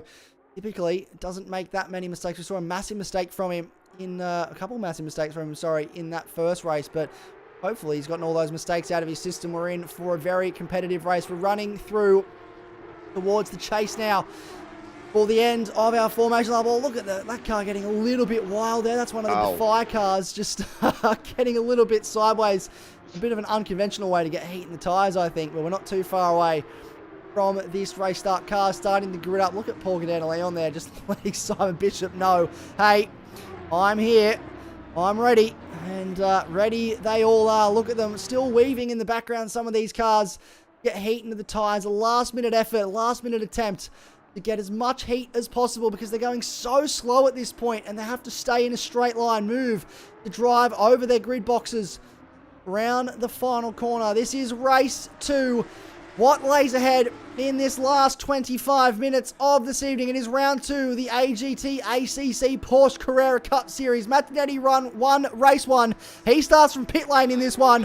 We have a green flag and we are away. A drive-through again for a car already. It is Sheppers with a drive-through, and it looks like Simon Bishop might hold on here, but Josh Struick, he looks to the outside. He's still there. We got cars off in the background. It's all going on. That's a car on the wall. That's Bowen Piper that has been escorted to the inside wall, but it is side by side between Josh Struick and Simon Bishop on the run towards turn 1. The inside line is what Josh Struick has, and he's done it. He's pulled off a Martinetti for now, and he takes the lead of this race from our pole sitter Simon Bishop, and will run up the hill for the first time as the race leader, and that tells us that it is probably the best place to start is second place on the grid, because you seem to have the better start. A little bit loose there from Riley Nicholson on the run in towards the cutting for the first time. He does manage to hold on to it though. No major incident so far besides Bowen Piper facing the wrong way. Still classes him as leading this road. We've got cars in the wall under the tree. That is a car in the wall. Trying to work out who that is. May have been Anthony Burrows, not entirely sure. Hopefully we're all going. Still a yellow flag out. There's massive carnage. Absolutely massive carnage. Who is that? That is one of the Defy cars. Daniel Wood, Nathan Howe. What is going on? Who is in the wall? I cannot work it out. Yeah, no, there's far too much going on for my little brain to comprehend. I maybe need to get myself a camera in here as well, because that is absolutely what Bathurst does. It was so nice on the opening race, on the opening lap. There's Griffin in the pits, Joy into the pits, Sheppers with a drive-through. That doesn't seem so bad. Matt Dernetti is going to make up 7 places without actually overtaking a car. Bowen Piper in the pits, as you can see, tumbling down the order as well. So quite a few cars getting caught out at the top of the hill. Joy stationary there. Where is Matt Dernetti? He's just coming along the Conrod. He's on the Conrod straight actually with the rest of the cars. There's Griffin now confirmed the back of the field. Dernetti up to 19. Dernetti up to 19 only the already. 5 places on the opening lap. So it's Bowen Piper at turn 1. Aaron Thomas got caught out, I believe, and is running down the hill at the moment. He was part of that incident at the top of the hill. Adam Joy got caught out, and Andrew Griffin got caught out. So there was 4 cars that didn't quite make it through lap 1. Josh Struick, though, leads the way. Look at them side by side in the background. Look at the gap he already has over Simon Bishop, who's now under pressure from Paul and Leon. So this is starting to kick off. I'm getting deja vu, John Wright, because these cars were in line astern like this at the end of last race, and they've picked up exactly where they left off. Indeed they have, yeah, and Cameron Fleming and Alzine behind as well. They've got Machin. That is a close little group of 3 cars that these two have got behind, and the whole time Struick is doing what Struick has done in qualifying. He is setting very quick laps. He's already 1.3 seconds ahead, the biggest gap we've seen at the top of this field during a race since it started. We haven't had a gap this big, with only half a second between Struick and Dernetti. There's now a lot more than that between the two of them. Quick Dernetti update. He's up to 18th. So that's Over to the Dernetti check-in. So that's already 6 places he's made up. Yep. Welcome to the Matthew Dernetti. And I think it's going to be check-in. another 4 very quickly, because that's 4 drivers right in front of him. He is about a second and a half a lap quicker than them, so he is firing back towards a pro top 10, and it's actually pros that he's coming up with. Sandwith as well starting in the back of the field. He's currently in 16th, but it is Camden and Leon. Stone Harbour crash, no comeback. Brutal. Brutal, absolutely brutal. Yeah. And this mountain, it certainly can bite, and it has done that today, no doubt. Look at this man, Paul and Leon right on the back of Simon Bishop. Cameron Fleming being chased down in a similar fashion by Adam Elzine. At the moment, this young man, only 13 years of age, and he's mixing it with the big guns already. Looks up to the inside on the run in turn 1, but thinks different of it. Backs out of that move. We've got a car coming out of the pit lane. He'll have to be very careful here not to get caught up with these guys that are on a faster lap. He needs to get out of the way. Absolutely needs to get out of the way of these guys. Elzine is only 13. Alzine is only 13 years of age. He's only a young child, if you can believe how fast he is for 13 years of age. Wow. Wow. What a talent. What a Absolutely. talent. Yeah, Absolutely there you a go. talent. The Wayne Rooney of the sim racing world right here, folks. He I mean, to is- be hanging, this is some precision driving for anyone, never mind someone of that age. So, yeah, an absolute talent in the making, I would say. Oh, I can't believe very nearly a modern art masterpiece in the making there, as he did threaten the wall. Nicholson making it up safely through the hell of the top 10. Love that guy. All running pretty comfortably now. It's really good, isn't it? I wish there was a way they could just leave it there. That's my one big issue with the cameras on ACC, is that you don't get enough stationary cameras. Especially, yeah, this one here as well. It does look very good. Front right wheel, please, Kunos. Front right wheel. It's one of the most. It's the most exciting camera in motorsport. That would be Oh, there we go. Alzine might be the Messi of sim racing. Messi of sim racing. Who said that? That is Max Silva. Yeah, dust start. Yeah, there we go. Tagging Red Bull. Get this man a Red Bull contract. Maybe he'll end up in a GT3 car with Max Verstappen one day. You never know where these guys could end up in the future. He's found his way, though, past Cameron Fleming, up into 4th place. Walking down to Leon. Need to find his way. Past Bishop. Here's Matt Donetti on the back of Les Sam with a bit of front-end damage for that car by the looks of it, if I do spy correctly. Yes, a little, oh, not just a little bit, there's a lot of front-end damage to that car for Matt Donetti. And he is trying to get his way through this field. He's got a lot of hard work to do. Get himself up into the top 10 and score some good points today, because his current championship rivals are sitting 1st and 2nd on the road at the moment. Indeed, yeah. Sorry, yeah, 5th. So he's already in the top 10. There you go. For the pros, 7th, 8th, 9th, 10th. Yeah, he's running 10th in the pros. Whoa! That is a very good effort so far from his. Oh, cheeky bit of grass cutting. a bit of grass Is cutting. that Tame in the white car behind? No. Oh, it's not the white car. Who's in the white car? Trying to work out. No. Who's that? Maybe a lapped car. That's car on the wall. That is Aaron Thomas. Trying to work out who that might have been. I can't quite figure out who it is. Tame's in the yellow car, the little yellow submarine, if you will. Got Hutton behind. It seems to all be going on at the moment. Oh, we've got Martinetti facing the wrong way. That's Martinetti in the wall. That is huge. And that is a massive incident. And a very dangerous spot as well for the 51 car. Hopefully, going to have to hold that. Just sit there for a minute. He returns to the pit lane. That is devastating for Martinetti. That is, I'll have to get to the bottom of what happened there. I'm sure if I take an earphone out, I can hear the expletives being yelled from the other side of the house. That'll be a very frustrated Matthew Donetti at that incident, and he knows he probably shouldn't have been there, but the game had other ideas. He'll be extremely frustrated with that, but we push on. There's still a race left to go. Nathan Howe, though, very close to the back of Lachlan Dawes, or he was very close to the back of Lachlan Dawes. That seems to have changed, though. And Nathan Hutton leading the way in class from Riley Nicholson right behind. Look at this little battle pack that's starting to shape up. This is exciting. Indeed it is, yeah. Tame leading Hutton and Nicholson. There was a large grunt, not even words this time, says Duster.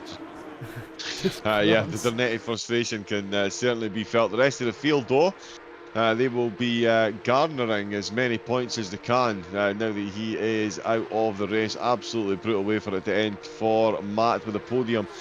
Still in contention, looks to have called it. We've got Nicholson and Hutton within 0.3 of a second, and again they've got Tame just ahead of him. I keep saying Lewis Tame for some reason. My apologies, Liam. Liam Tame. I'm not sure why I'm not sure why I've christened you Lewis.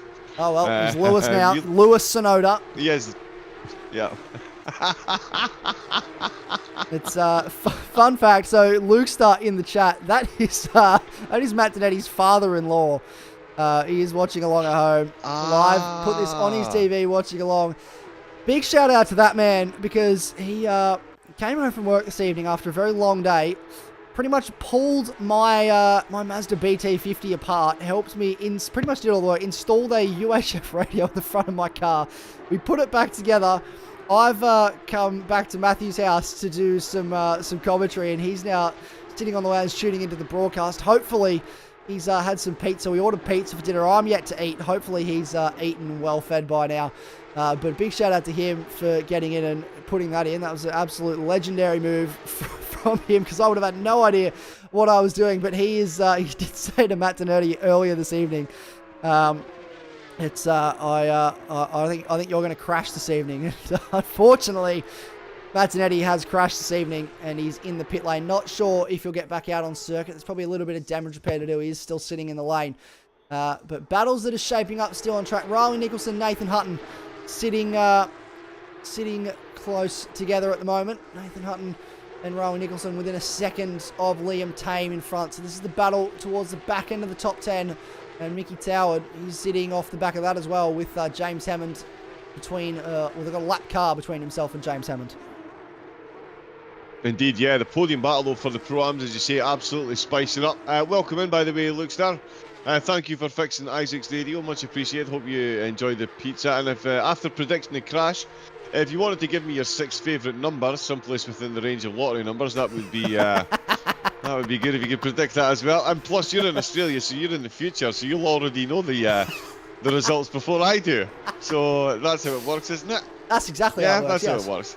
Yeah, of course, 100%. We'll do some inside sports betting. Nicholson, Hutton and Tame, though, the battle just inside the top 10 that we have been watching. See Nicholson and Hutton battling out for the top spot in that Pro-Am category. Nicholson with a tough race, crashing out in race number 1. Hutton finishing just outside the top 10 as well. You and me both, oh yeah. Now, with Nicholson applying the pressure at the moment. No pressure for Struick as we watch this battle. Struick, Bishop and Candalonian separated by 5 seconds. An absolute monstrous gap between the top. Struick is putting in lap after lap of sheer golden consistency as we fast approach the halfway mark of the second race of round number 2, the Porsche Carrera Cup Challenge. And this series really does put the challenge into challenge. It certainly does. Capital C. It's putting the challenge in it, absolutely. These are some of the toughest tracks in Assetto Corsa, and this is one of the toughest, or probably arguably the toughest car to drive in Assetto Corsa. So we're putting these guys to work, really testing their ability. And this is the battle at the moment for the lead of the Pro-Am class. The ability has been put into the test. Riley Nicholson did not have the race one that he would have liked. Struggled for pace, parks it up in the pit lane, was very frustrated. Having a much better time of it though, this time out, and touch wood that nothing untoward happens before the end of this race for him. He is pushing on quite nicely, staring at the back of Nathan Hutton at the moment. So Josh Struick, Nathan Hutton, the CP Motorsports teammates, leading their respective classes at the moment, which is great to see for them. Matt Donerty back out on the circuit, 3 or 4, I think maybe even 5 laps down potentially. He's a fair few laps down in this race, so will be well out of contention for the win. He can still push on and hope that he can get some good points out of it before the end of this race. So Riley Nicholson, this is the battle that is happening on circuit. I mean, this is the closest group of cars on circuit at the moment is these two, and they are going to continue this battle hopefully for the next 11 minutes and 40 seconds. They certainly will be hoping they'll be battling for the next 11 minutes.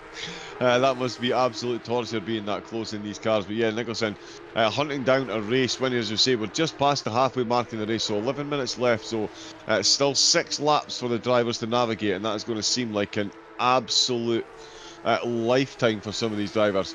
Matt Donerty, don't quit your day job, says Caitlin. An absolute savaging right there. I like it. Very good. I suspect there's no spare beds. I think Matt Donerty might be sleeping on the couch this evening. One of them was sleeping on the couch this evening. I don't think it's going to be Caitlin. Somebody's in the huff tonight. I don't think it's going to be Caitlin. Somebody's in the huff. But he is, but Matt is back out on track, as you say. So yeah, he might not be quitting his day job, but he won't be quitting the race either, which is good to see. Nicholson and Hutton still the battle entrenched for the Pro-Am win. 0.2 of a second along the Conrod Straight once again. Is it going to be close enough into the braking zone. Machin just pulls his way through as these two just come on the exit as well, and it is Nathan Hutton still. Yep, a nice exit by Hutton. Nicholson. I mean, a bird in the hand is worth two in the bush. After race one, after seeing how quickly and easily it can go wrong, Nicholson here, maybe once bitten, twice shy, although he is looking quicker than Hutton out a couple of these corners.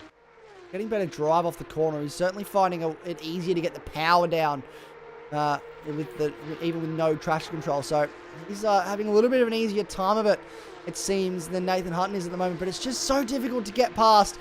Can he have a look on the run up towards turn 2? Don't think he's going to be close enough. Has to think about it, but no. Adam Elzine, though, starting to close in on Pork and Leon. So he's jumped right off. So I said that. And he's had an incident somewhere. Now he's back in 6th place. So this man, James Machin, is starting to close up to car in front, Cameron Fleming. So this is starting to shape up the back end of the top 5. This battle, this was going to be for the last spot in the top 5, but now they're 4th and 5th on the road. A little bit loose there from James Machin. That'll cost him a little bit of time. Riley Nicholson, though, he's nice and close still to Nathan Hutton. These battles continuing on. This is for the Pro-Am lead, mind you. So it's for 8th and 9th on the road, but it is for the lead in class. That is indeed, yeah. Top 10 honours and a podium in class. Not too bad a haul for the Pro-Am driver. Sorry, excuse me a sec. Yeah. Apparently, I think we just have a couple technical difficulties, but that's okay. I'm still here. Well, John will be back very, very soon. But we continue on this battle. Riley Nicholson, he's still on the back of James Machin's dropped right off now on Cameron Fleming, so must have had a small issue somewhere because he's dropped right off. Riley Nicholson, though, he's not letting Nathan Hutton go anywhere. A little bit of overuse on the curbs there as they ran through the second to last corner. And Lukester, he's inviting Matt over, says, I've got some electrical work that needs to be done. So he's coming over.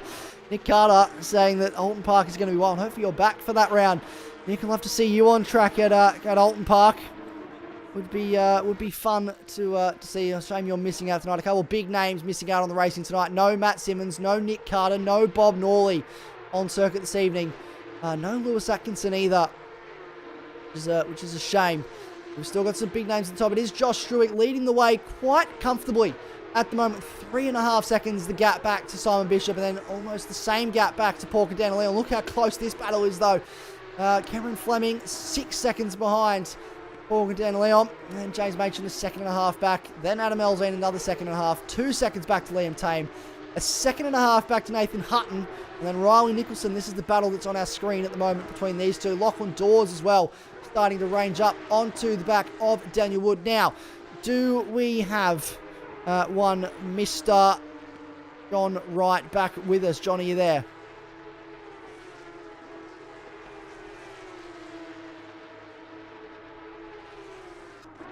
I believe we are still missing John. He is not with us. That's okay. We will continue on. Hopefully everything is all good. We'll keep you updated as we continue on. This battle is still raging on, speaking of continuing on. And Nicholson, he's really trying to find a way past Nathan Hutton here. He's pushing as hard as he can. And just not able to find that Porsche. That CP Motorsports Porsche is very wide at the moment. He's making it as wide as possible. We're making it difficult for Rowan Nicholson to find a way around. Josh Struick, though, still leads the way. Gap is opened up a little bit between Lachlan Dawes and Daniel Wood. Keeping an eye up and down the field, but this is really sort of where my eyes are glued at the moment, this battle. I know it's getting a lot of screen time, but it's most other cars are over a second away from each other. Matt Zanetti's still in 21st, chasing after Les Samwith. He's got faster cars behind that need to get past. Look at the pristine condition of that car now. It's like it's never had a scratch on it before in its life. And Riley Nicholson within 2 tenths now. Where are they? Can we get a camera that cuts to them, please? Director, there he is. Will he have a look to the inside on the run towards turn 2? Shows the nose, but he's not close enough yet again. And we'll have to hold up just a little bit longer. It's no place to overtake across the top of the mountain here. And Justy saying in the chat, Nicholson had a few opportunities slip through his fingers the last few months. This would mean a lot for him to get a win. Absolutely it would. Both these boys would love to get a result here today. Nathan Hutton got a podium, an overall podium in the Nordschleife back in round 7, our community vote round. And he's found a way past now. How's Riley Nicholson? Sorry, I missed that while I was reading the chat, but that is a lead change in the Pro-Am class. So Riley Nicholson has a head. And that is a very bold overtake from the number 6 car, but he found a way to make it work. He was getting impatient. And very famously, Riley Nicholson, when he gets impatient, he just wants to get it done. And that's exactly what he's done. Nathan Howe into the lane. What looks like some damage repair. He was sitting in 15th. That's disappointing. Hopefully he can get that back out soon. And onto the circuit. He'll drop down the order, though, a little bit, I would imagine. But it's now Riley Nicholson, 8th place, leading the way in the Pro-Am class. Jumps up to 7th. We've lost the driver. We've lost Josh Struick. We have lost our race leader. Josh Struick has disconnected. No, he's back. He's back. Okay, is he back? I don't think he's back. I cannot switch to him. He's in the pit lane. Josh Struick. What has happened to our race leader? That is massive for the man that was comfortably leading this race as well. That is a massive moment in this race. Josh Struick dropping down the order. I believe he's disconnected. He's dropped now. Is he rolling out into the pit lane? Don't know what is going on here. I'm so confused. It is Simon Bishop, though, that now leads this race over Paul Gandana-Leon. Then Cameron Fleming finds himself on the podium by a strange force of nature once again, just there or thereabouts, gets himself into podium contention. Can we find out what has happened to Josh Struick? Hello, my apologies. He's back, and I'm back. You've missed a fair bit. Our race leader and a bit of a hair. Yeah, no, I've been listening away. Race leader when I've been talking hay fever. An incident. Yeah, hopefully disconnected. Hopefully you're doing okay. And looks like he's disconnected, just sitting in the pit lane now. We're trying to get to the bottom of it. Hot spot dive for a split second. Hot spot dive for a split second was just enough to compromise his run at the top. He's running on a phone hotspot, and that was enough for it to come undone for Josh Struick, and that's so disappointing. Yeah, that's absolute agony. And to rub salt into the wind, of course, he will be held in the pits for 2 minutes before he's released because he's just joined the server. There is Tame into the pits as well. Nicholson got his way past Hutton as well, which I heard. Absolutely phenomenal move and phenomenal race for Riley Nicholson and for Hutton as well. Both of them on the podium, and Toward making a good recovery drive as well, as he is... Martinetti's also back in the pit lane. Good recovery from race number 1, 3rd place. Martinetti's back in the pits as well, so he's had another incident somewhere along the line. And that means we've got 4 cars currently being serviced in the pit lane. And now we've got 5. Riley Nicholson's in the pit lane. Our race leader for the Pro-Am class is in the pit lane. And that is huge. So it's coming undone for all our leaders. Mickey Toward is now in the lead of the Pro-Am class. He's in 5th place in this race, and he is struggling. He just had a massive moment coming into the chase. Here comes Nathan Hutton. What is going on, John Wright? What is happening at the moment at the mountain? Wow, I've absolutely no idea. Bathurst completely rewriting the script, and the thing is, the temperature's come down. We're down to 31 degrees. So it's not like the tyres are being overly tested. Maybe it's the drop-off in temperature that's causing the issue. I mean, these tyres, as has been alluded to in the chat, it's only in qualifying, it's only halfway through your 2nd flying lap the tyres get themselves up to temperature. And then once these things start to go off, they really do start to go off. And yes, folks, in a 25-minute race, you will lose the tyres under one of these Porsche Cup cars around here. No problem at all. And I can only guesstimate that that's what's going on. We've had 24 cars over the track for 20-odd minutes now, so there's plenty of rubber out there. But the tyres still not reacting. This is all going on. To very quickly react there to catch the back of the car and very nearly lose it again. If he clips the wall here, I won't be overly surprised. Look how safe they're keeping it now. Did you see how far away from the wall he was there, Isaac?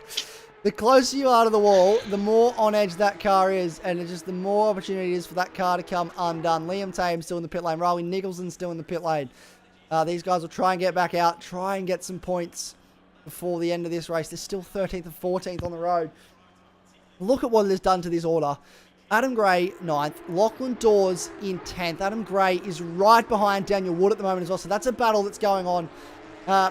Simon Bishop's about to come around the final corner to start the final lap of the race. So we'll get one more racing lap in after this. Can you believe?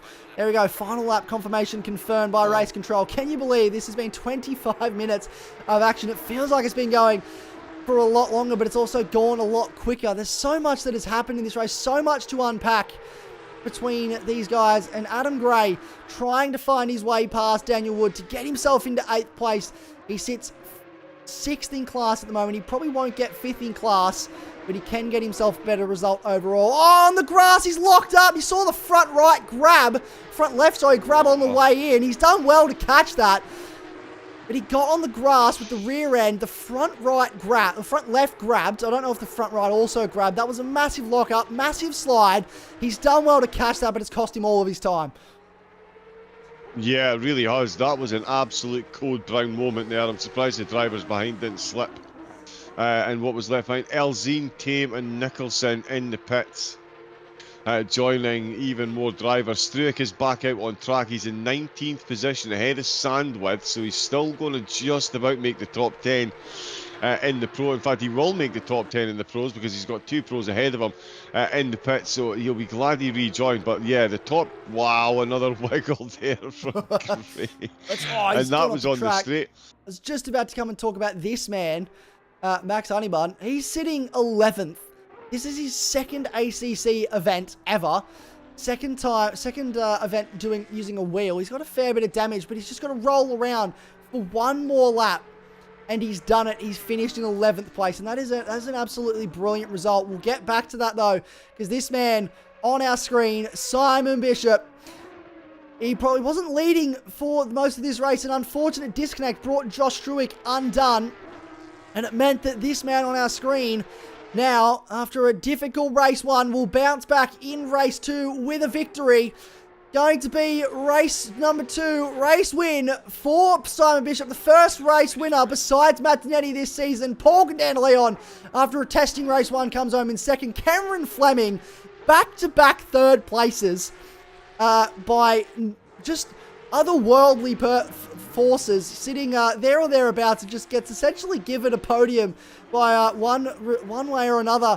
James Machin crosses the line to finish in 4th. Mickey Howard is going to finish 5th place. His maiden Pro-Am class win. Nathan Hutton will hold on for Pro-Am 2nd and 6th place. Anthony Burrows inside the top 10. He's got Daniel Wood right behind him, though. This isn't done as they run down towards the final corner. I don't think Daniel Wood's going to be close enough, though, to make anything happen. And it is going to be 7th place for Anthony Burrows, 8th place for Daniel Wood, 9th place for Adam Gray. Lachlan Dawes with a top 10 result. He doesn't get the car, drives off the circuit as well. Oh, 2 wheels! Does he catch it? No, he doesn't. It spit him off the circuit. He's going to run towards the pit lane. Can he get it back on the track? Yes, he can. That was a huge moment for the 888 car, but he'll cross the line. And there we go. Adam Joy will come across the line to finish 17th. Adam Elzine, everyone else looks like they're in the pit lane. Liam Tame is on the circuit, will finish this race. Max Honeybun as well, coming down the back straight. Take a bow, Max Honeybun. 11th place in this race. And what a result. And Max is saying in the chat, Howard in the top 5. That has to be driver of the day material. And I think I tend to agree with you there, Max Silver. That is definitely some driver of the day material. And what a result for this man as well. And that is a strong finish to this race. What a finish to this race. We've got 1 car left come across the line, I believe. And it is this man, Liam Tame. A day he'll want to forget with this result. And he doesn't make it in time anyway. Will finish in 18th place. But what a race, John Wright. What a finish. The action never stops at Bathurst, does it? It really does not. It really does not. Race 1 dominated by the walls. Race 2 dominated by the disconnects. I'll have to say, I agree. Tower top 5 driver of the day. Absolutely. Yeah, Pro-Am driver finishes top 5 and keeps it on the track when we've seen so many. A roller coaster race around a roller coaster racetrack. Yeah, absolutely. It's absolutely safe to say. It's, yeah, an absolute harem-scarem white knuckle ride. And yeah, not many survivors. Plenty of PTSD to share amongst them, those, Isaac, can imagine. Absolutely, plenty of PTSD. I'm sure I'll get a very scared looking or very frustrated looking Martinetti in my doorway at any second. Simon Bishop takes race number 2 from Paul Leon and Cameron Fleming. Let's get those full results up for you now. And it is Cameron Fleming in 3rd. James Machin. Then Mickey Toward takes out the Pro-Am class win. His first top 5 and Pro-Am class victory. So congratulations to Mickey. He was asking me for a setup a couple days ago, and it seems I didn't have one for him, but it looks like he figured it out anyway because he's got a top 5 in this race. Nathan Hutton, 2nd in class and 6th overall. Then it's Anthony Burrows. Daniel Wood rounds out the Pro-Am podium. From Adam Gray in 9th. Lachlan Dawes rounds out the top 10.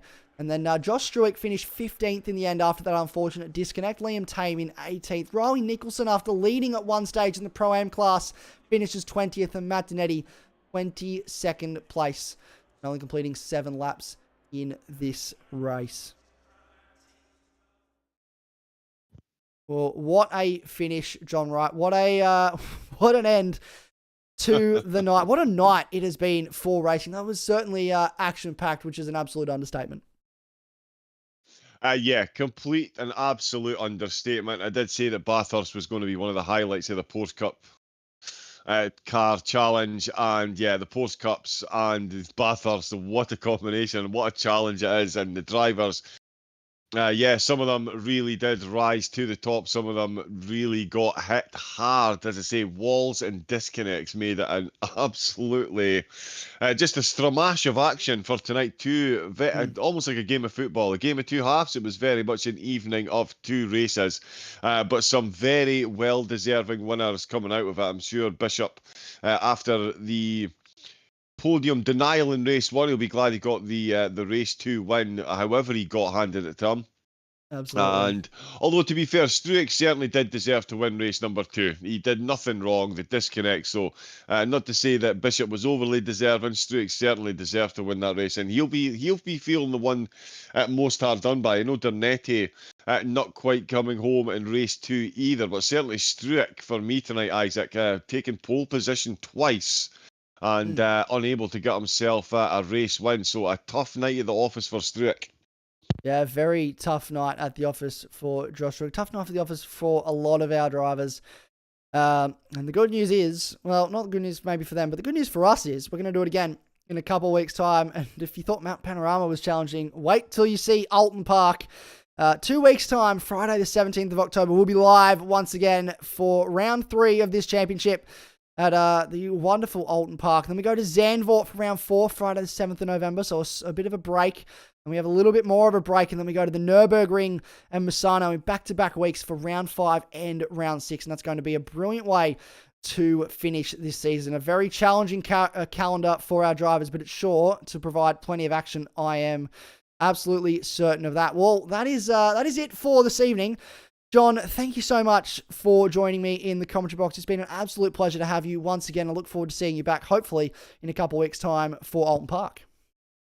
Yeah, mate, absolute pleasure to be here with your good self, the viewers and these drivers once again. The entertainment is just absolutely off the charts, as well as the talent, and absolutely can't wait. Alton Park. I'll tell you what, folks, if you thought you had to strap in for Bathurst, make sure you're wearing headgear for Alton Park. Yeah, wear full body NFL style protection gear, because you're going to need it at Alton Park, because it's going to be an absolute roller coaster. Well, it's been an absolute pleasure to have your company, John. Thank you so much. And yeah, we look forward to seeing you in a couple of weeks' time. Absolutely cannot wait. And I will see you all again then, folks. Yes, well, thank you very much. That is John Wright, the Scottish voice of AGT. I'm going to start using that term, I think, to describe the Scottish voice of AGT. We absolutely love having you in the box here. We appreciate all of you as well tuning in at home. It's been an absolute pleasure to have your company this evening, wherever you are watching from, Australia, New Zealand, or right around the world. I, of course, am Isaac Fogarty. This was AGT ACC, the Porsche Carrera Cup Series, presented by TrackSpotTV. Thank you so much for your company. We hope you enjoyed. Have a pleasant evening, and we'll see you in a couple weeks. But for now, it is goodbye.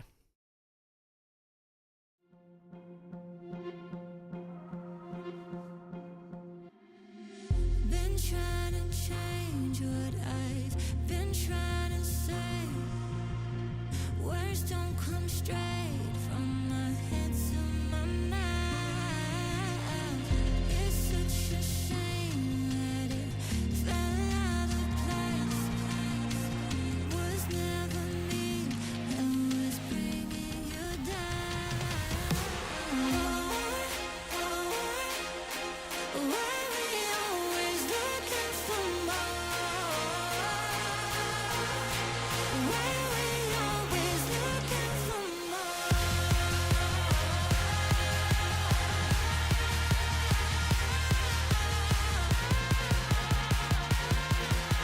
Why we always looking for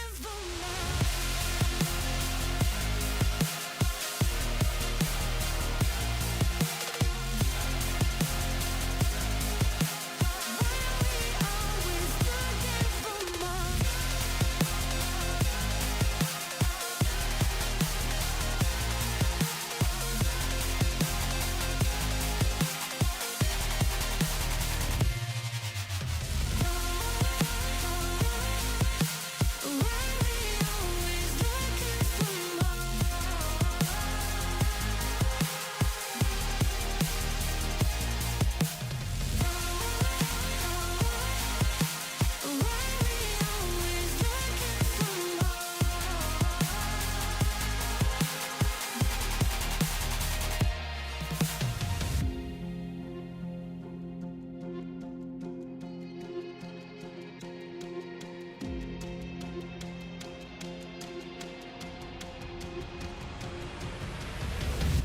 I wish that I could change what you wanted.